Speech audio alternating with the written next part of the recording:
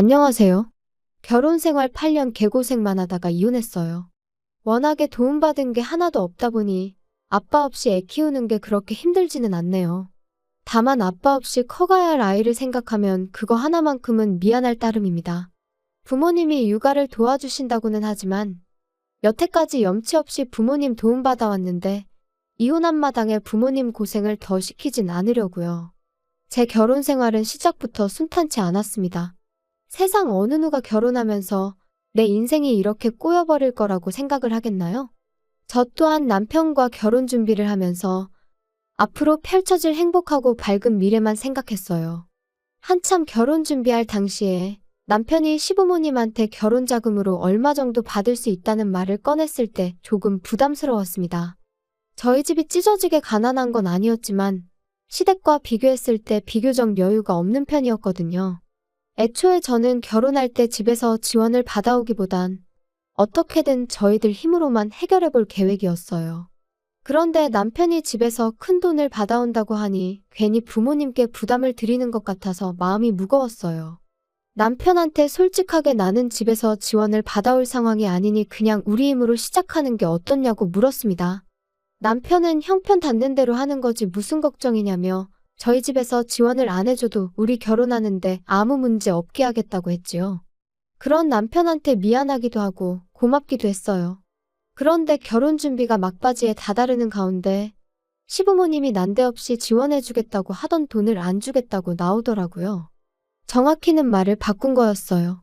돈이 없으면 몸으로 때우라는 논리였는지 시댁에 들어와서 살라고 하더라고요. 말을 꺼내놓은 게 있으니 남편은 많이 당황한 듯 보였으나 저는 저대로 오히려 마음이 편해졌어요. 애초에 부모님 도움 없이 결혼하길 바라기도 했었고 반반 결혼을 못한다고 해서 시댁에 얹혀 살고 싶은 마음은 더더욱이 없었으니까요. 이 사실을 알게 된 저희 부모님께서 저한테 많이 미안해하셨어요. 빚을 내서라도 반반 결혼을 하는 게 어떻겠냐고 하셨는데 제가 빌리나 부모님이 빌리나 빌린 돈을 갚아야 하는 건 똑같으니 그럴 필요 없다고 했습니다. 돈을 못 해주신 대신 부모님께서 회사 다니는 저를 대신해 부동산 여기저기 돌아다니면서 신혼집으로 괜찮은 매물을 몇 개 알아와 주셨어요. 그렇게 직장인 전세 대출을 받아서 모자란 돈을 메꾸고 신혼집을 구해 결혼을 하게 되었습니다. 신혼여행은 해외로 다녀오려고 했는데 상황이 이렇게 되는 바람에 그냥 국내로 짧게 다녀왔어요. 어쩌다 보니 친정집하고 거리가 가까운 위치라서 저희 집에서 반찬도 이것저것 해다 주시고 결혼 생활하면서 친정 도움을 톡톡히 보았죠. 아이 태어나면서 오며 가며 아이도 봐주시기도 했고요. 결혼 생활 1년 후에 아이를 갖게 되었어요. 전세 생활 청산하고 자가로 이사 가려면 아직도 돈을 더 모아야 하는 상황이었지만 돈 없다고 아이 없이 살고 그럴 생각은 아니었거든요. 친정어머니가 도와주시면 출산하고 복직도 바로 할 수 있었으니 나름대로 계획이 다 있었습니다. 아이 태어나고 나서 딱 2달 몸 추스르고 친정어머니 도움받아 바로 출근을 했어요. 괜히 남편 외벌이 시켰다가 행여라도 남편이 너 때문에 시댁 지원 포기하고 나 혼자만 힘들게 일한다고 생각할 수 있으니까 휴식은 저한테 사치나 마찬가지였죠. 정확히 아이 태어나기 전까지 시댁에서는 그 어떤 간섭도 하지 않았습니다. 지금 생각해보면 아마 아이 태어나고 나서 사는 게 힘들면 뒤늦게라도 시댁으로 기어들어올 거라고 생각했었던 것 같네요.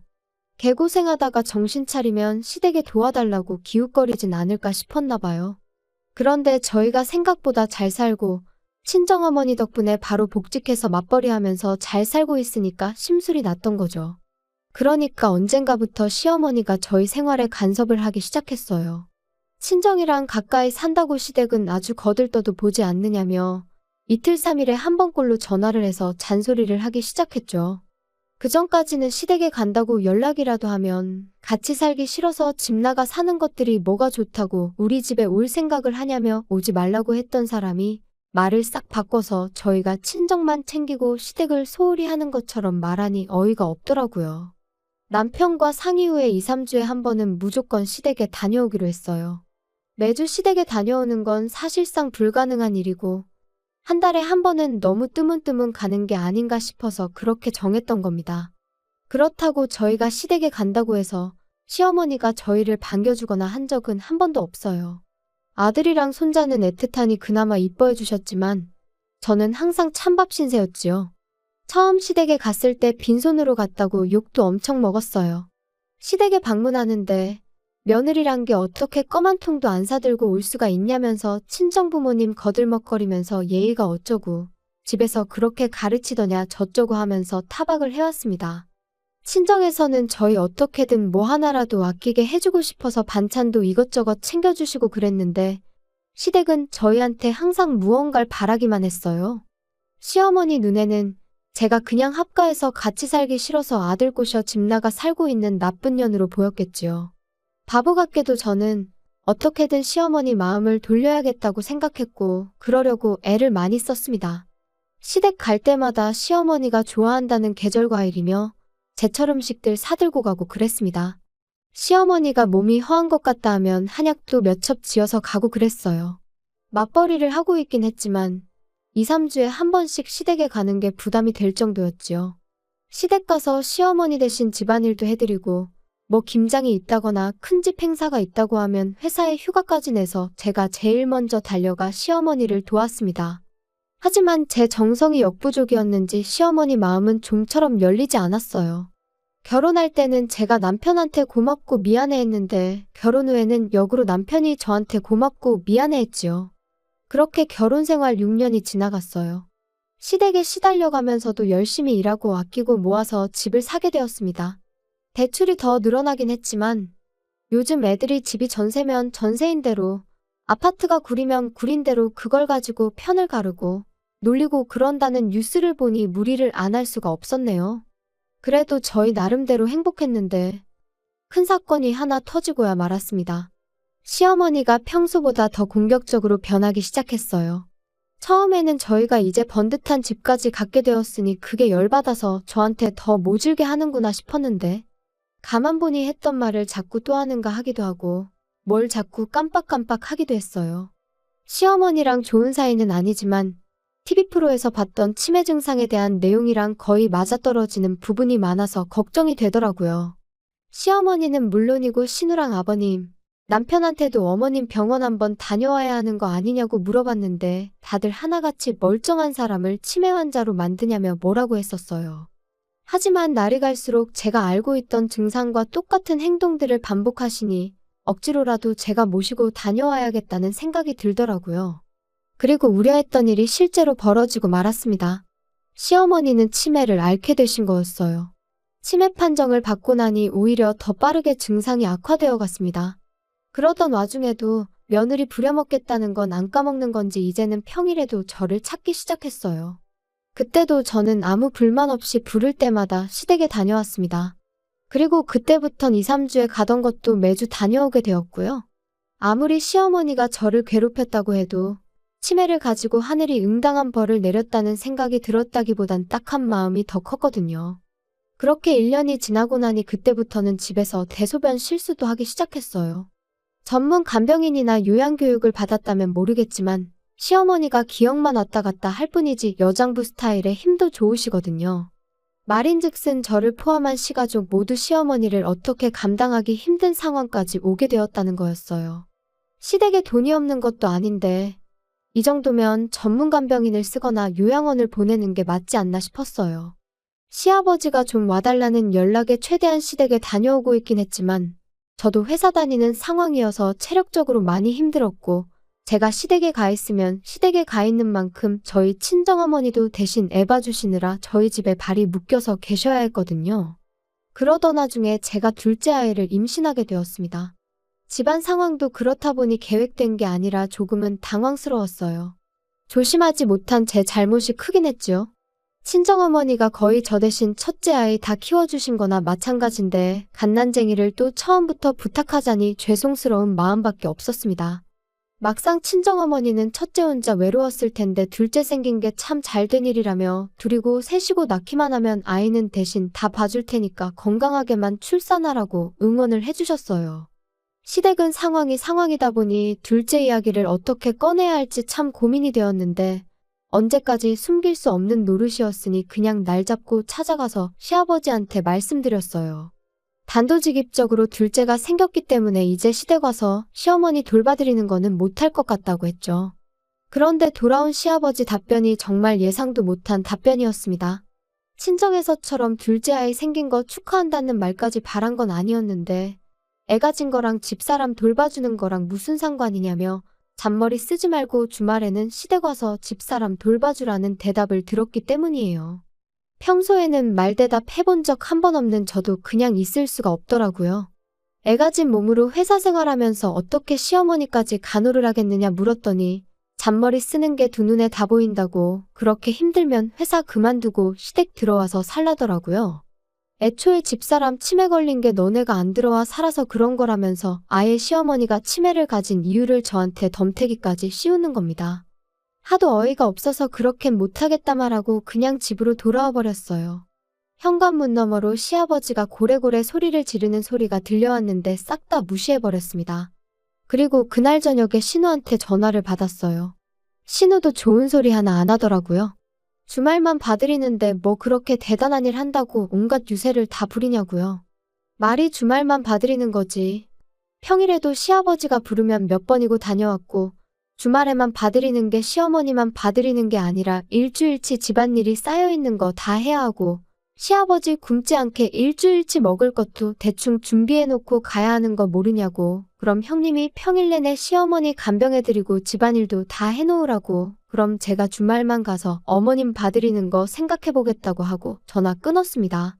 그런데 생각해보니 시어머니 문제로 시가족들한테 시달리고 있는 게 저라는 사실이 어이가 없더라고요. 남편이 중간에서 딱 교통정리 한 번만 해주면 쉽게 끝날 텐데 아버님한테도 저 혼자 말씀드리러 다녀왔고 신호전화 받는 동안도 남편은 애랑 놀아준다는 핑계로 아예 대화에는 끼지도 않았거든요. 그래서 남편 불러 세워놓고 한마디 했어요. 이럴 때 남편 역할이 뭐겠냐, 당신이 나서서 한마디 해줘야 하는 거 아니냐 했더니 이제 와서 남편이 자기 가족들 편을 들기 시작하더라고요. 다른 사람 일이면 자기가 가만히 있겠냐고. 그런데 다른 사람도 아니고 우리 엄마 일인데 어떻게 자식된 도리로 아픈 엄마를 내칠 수가 있겠냐고 뻔뻔하게 헛소리를 하는 거예요. 언제는 얼마나 챙겼다고 뻔뻔하게 내친다는 소리를 할 수 있느냐고 대번에 따져 물었어요. 우리 결혼생활 8년, 시댁에 왕래하기 시작한 지 6년 동안 당신이 시댁 가서 손가락 하나 까딱한 적이 있었냐고요. 시어머니 아프고 나서도 주말마다 가서 시어머니 케어하는 게 나였지 당신이 가서 뭐 하나 한 게 있느냐고 말이죠. 그리고 내가 언제 시어머니를 어디 뒷산에 고려장이라도 하고 오자고 제안했냐고. 나 말고 전문적으로 교육받은 간병인을 쓰던가 요양원에 모시자는 건데 어떻게 그걸 내친다는 표현을 할 수가 있느냐고 했죠. 제 말이 틀린 게 없는데도 남편은 요양원에 모신다는 게 무슨 뜻이냐. 요양원 보낸다는 게 그냥 목숨만 부지시키는 거지 죽게 내버려 두는 거랑 다르게 뭐냐고요. 아픈 사람 집에서 꾸역꾸역 모시면서 마누라 고생시키는 건 괜찮은 거냐고 따졌더니 누가 가족 아니랄까봐 지 누나가 했던 말이랑 아버지가 했던 말을 아주 짬뽕시켜서 대답을 하더라고요. 주말만 가는 건데 뭐가 어렵냐느니 하는 말은 참을 수 있었는데 이참에 시댁 들어가서 살면 어떻겠냐는 소리 나올 때는 아무리 저라도 욕이 절로 나오더라고요. 여태 내가 하는 말을 뭐 귓구멍이 아니라 뒷구멍으로 들었냐고. 아무튼 나는 어머님보다는 아이가 더 중요하니 더는 간병 못하겠으니 그렇게 알라고 딱 잘라서 말했습니다. 하다 안 되니까 남편이 성질을 부리기 시작했죠. 그럼 아직 멀쩡한 우리 엄마를 요양원에 보내자는 거냐고. 이게 시어머니 일이니까 그러지. 친정엄마 일이었으면 똑같이 했겠냐고 발악을 하기 시작하는데 어이가 없었습니다. 저도 한마디 해줬어요. 만약에 우리 집이 똑같은 상황이었으면 나는 주저하지 않고 요양원부터 알아봤을 거라고요. 대신 요양원에 못해도 시간 되는 대로 일주일에 2~3번은 다녀왔을 거라고 했더니 그제서야 아무 말도 못하더라고요. 하지만 남편은 이 일로 저한테 삐쳤는지 그 후로 며칠 동안은 저한테 말 한마디 안 걸어왔어요. 저한테 자기 화났다는 걸 티내려고 일부러 발소리 쿵쿵 내면서 걸어다니고 문이 부서져라 세게 닫아 제끼고 여태까지 힘을 합쳐 살아온 내 남편이 알고 봤더니 본성이 아주 옹졸하기 그지없는 사람이었다는 사실이 놀랍고 충격적이었습니다. 하루 이틀만 그랬으면 참는데 그 꼴을 일주일 내내 보고 있으니 저도 생각을 달리하게 되었습니다. 평소 친하게 지내던 직장 동료가 소개해준 변호사를 찾아가 조용히 이혼 준비를 시작했죠. 변호사가 알려주길 합의이혼하는 게 가장 깔끔하긴 한데 자초지종을 들어보니 충분히 이혼 사유가 될 것 같다고 소송도 문제없다는 말을 해줬어요. 그래서 미리 이혼 서류만 만들어 놓았어요. 그래도 마음 한편으로는 남편이 시어머니 걱정에 저러는 거다. 저러는 건 한때고 곧 제정신 차려서 평소에 내 남편으로 돌아올 거라 믿었거든요. 그리고 시간이 지나 이혼 서류 만들어 놓은 그 주 주말이 되었어요. 제가 진짜로 시댁에 안 가고 집에 있으니까 그제서야 말을 걸어왔어요. 우물쭈물하면서 자기가 곰곰이 생각해봤다고 좋은 해결 방법이 있는 것 같은데 한번 드러나 보겠냐 하더라고요. 무슨 소린가 들어는 봐야겠다 싶어서 말해보라고 했어요. 그랬더니 남편이 당장 내일이라도 시어머니를 우리 집으로 모시면 어떻겠냐는 소리를 하는 거예요. 어차피 장모님이 아침에 오셔서 아이 돌봐주시지 않냐. 그럼 낮 동안에는 장모님이 우리 엄마 간병을 좀 해주고 퇴근하고 오면 우리가 간병하면 되는 거 아니겠냐고요. 시댁에 오며 가며 시간 낭비할 일 없으니까 좋은 아이디어 아니겠냐고 하는데 그걸 해결 방법이라고 떠벌리고 있는 인간을 보니 오만정이 다 떨어지더라고요. 무슨 약이라도 잘못 먹었나 싶기까지 했어요. 그게 아니고서야 어떻게 맨정신으로 저딴 소리를 해결 방법이랍시고 짓거릴 수나 있는지 싶었거든요. 내가 못한다니까 이젠 지 장모, 우리 엄마한테까지 시어머니 간병을 생각하는 인간 꼬라지를 보니 저 자식 입에서는 죽어도 자기 입으로 엄마 간병은 자식인 내가 직접 하겠다는 말은 나올 것처럼 보이지 않았습니다. 요양원에 모신다거나 간병인을 쓴다거나 하는 말은 입 밖에도 꺼내지 않을 거라는 사실은 뭐 안 봐도 비디오였고요. 그래서 미리 준비해 놓았던 이혼 서류를 조용히 내밀었습니다. 남편이 이게 뭐냐고 묻길래 보면 모르겠냐고 이혼 서류라고 대답해줬죠. 이혼 서류를 보면 그나마도 정신 차리겠거니 싶었는데 그게 아니라 세상에 시어머니 병수발 들기 싫어서 이혼하는 며느리가 어디 있냐고 따지고 들더라고요.